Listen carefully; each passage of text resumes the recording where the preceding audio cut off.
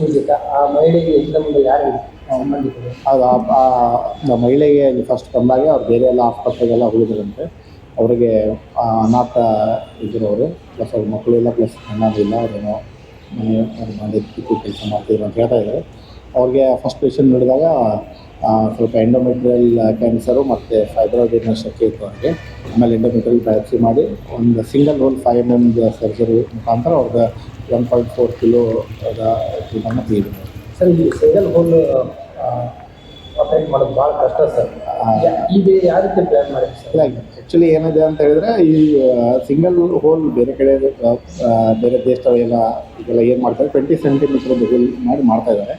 ಇದು ನಾವು ಒಂದು 5 mm ಸಿಂಗಲ್ ಪೋರ್ಟ್ ಹಾಕಿ ಮಾಡೋದು ಮುಖಾಂತರ ಇದನ್ನು ಟ್ರೈ ಮಾಡ್ತಾಯಿದ್ವಿ. ಸೊ ಈಗ ಆಲ್ರೆಡಿ ನಾವು ಒಂದು 5-6 ಪೇಷಂಟ್ ಮಾಡಿದ್ದೇವೆ. ಈಗ 7ನೇ ಪೇಷಂಟ್ ಇದು ಮಾಡಿ ಸಿಂಗಲ್ ಚೆನ್ನಾಗಿ ಬಂದಿದೆ. ಲ್ಯಾಪ್ರೋಸ್ಕೋಪಿ ಮಾಡೋದು ಸರ್, ಲ್ಯಾಪ್ರೋಸ್ಕೋಪಿಯಲ್ಲಿ 3-4 ಹೋಲ್ ಯೂಸ್ ಮಾಡ್ತಾರೆ.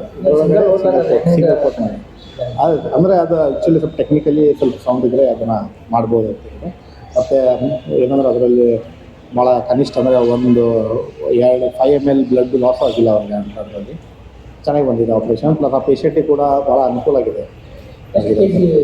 1.4 kg ಇದೆ. ಈಗ ಆಮೇಲೆ ಆರಾಮಾಗಿದ್ದಾರೆ. Discharge actually ಮಾಡ್ಬೋದಾಗಿತ್ತು. ಅವರೇ 51 ದಿವಸ ಆಯಿತು, ನಾಳೆ ಇತ್ತು.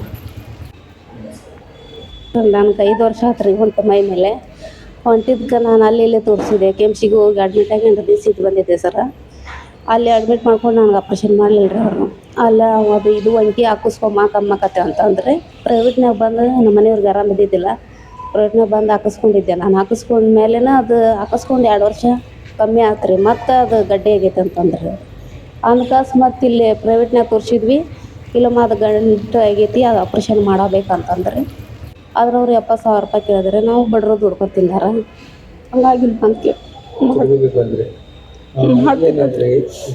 ಮಾಡ್ತೀವಿ ಬಾ ಅಂತಂದ್ರೆ ಎಲ್ಲರೂ ಕೊಟ್ಕೊಂಡು ಅವ್ರು ಮಾಡೋರು ಅನಿಸಿ ಆಗ್ಬೇಕು ಅವ್ರಿಗೆ. 4 kg ಮೇಲೆ ಬಂದ್ರಿ ಹ್ಞೂ ರೀ, ಎಲ್ಲ ಅಪ್ಡೇಟ್ ಮಾಡಿದಾರ.